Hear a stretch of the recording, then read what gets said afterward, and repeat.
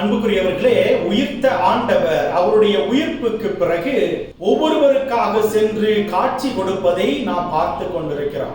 அவருடைய உயிர்ப்புக்கு பிறகு முதலாக மகதலா மரியாவுக்கும் வேறொரு மரியாவுக்கும் காட்சி கொடுத்த பிறகு அவர் யாருக்கு காட்சி கொடுக்கிறார்னா அப்போஸ்தலர்களுக்கு காட்சி கொடுக்கிறார். அதற்கு அடுத்தபடியாக 500க்கும் மேற்பட்ட விசுவாசிகளுக்கு காட்சி கொடுக்கிறார். இன்னைக்கு இந்த வீடியோல எதை பார்க்க போறோம்னா, புனித யாக்கோபுக்கு ஆண்டவர் காட்சி கொடுப்பதை பார்க்கிறோம்.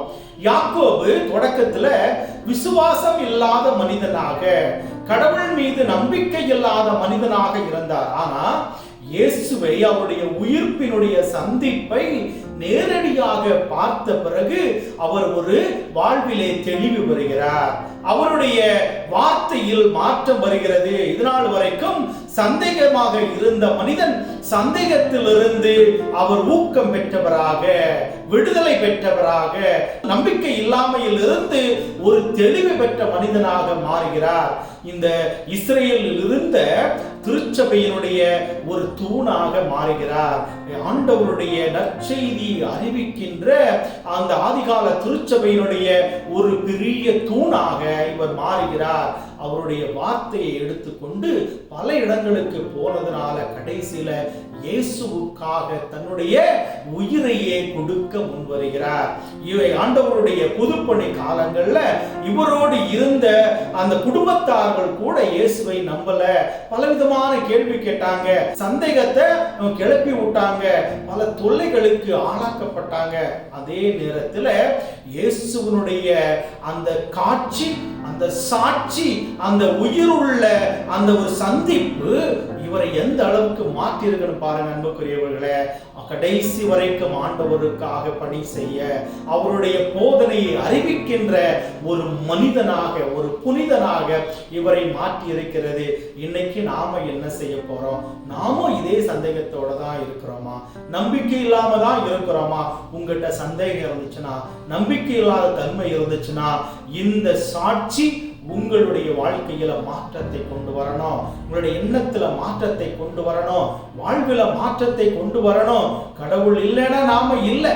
சேர்த்து வச்ச சொந்தங்கள், சேர்த்து வச்ச சொத்து சுகங்கள் எல்லாம் கண்மூடி திறப்பதற்குள் மறைந்து போகிடும். ஆனால் ஆண்டவருடைய ஆவியும் ஆற்றலும் ஆசீரும் அருளும் நம் கூடவே இருந்துச்சுன்னா வாழ்க்கையில எப்படிப்பட்ட பிரச்சனை வந்தாலும் கலங்க மாட்டோம், நாம் பயந்து போக மாட்டோம். நாம் கடவுளோடு இணைந்து என்னைக்குமே செயல்படுவோம். ஆண்டவர் நம்மோடு இருக்கிறார். உயிர்த்த ஆண்டவர் நம்மை உருமாற்றி கொண்டிருக்கின்றார். உள்ளத்திலே மாற்றத்தை கொடுத்து கொண்டிருக்கிறார். எனவே அன்புக்குரியவர்களே, இந்த நாளில ஆண்டவரை நம்புவோம். உயிர்த்த ஆண்டவர் நம் கூடவே இருக்கிறார். அவர் உன்னதத்தின் கடவுள், நம்மை உருவாக்குகின்ற கடவுள், வாக்குத்தத்தத்தின் கடவுள். அவர் செயல் வீரர், சொல் வீரர் மட்டுமல்ல, செயல் வீரர். சொன்னதை மட்டும்தான் செய்தார், வாழ்ந்தார், வெற்றி வீரராக உயிர்த்தெழுந்தார். இன்னைக்கு நம் எல்லோரையும் அவர் வழிநடத்தி கொண்டு போயிருக்கிறார். எனவே உயிர்த்த ஆண்டவரை நாம் எல்லோரும் நம்புவோம்.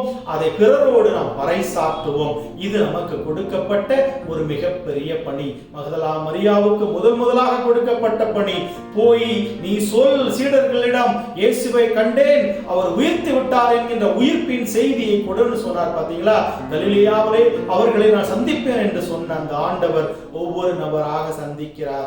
இன்னைக்கு ஆண்டவர் உங்களை சந்திக்க போகிறார். உங்களுடைய துன்பமான சூழ்நிலையிலே உங்களை சந்திக்க போகிறார். நீங்கள் தாழ்ந்து போயிருக்கிறீங்களா? முடியாதுன்னு நினைக்கிறீங்களா? இனிமே வாழ்க்கையே இல்லை, சந்தோஷம் இல்லை நினைக்கிறீங்களா? கவலைப்படாதீங்க.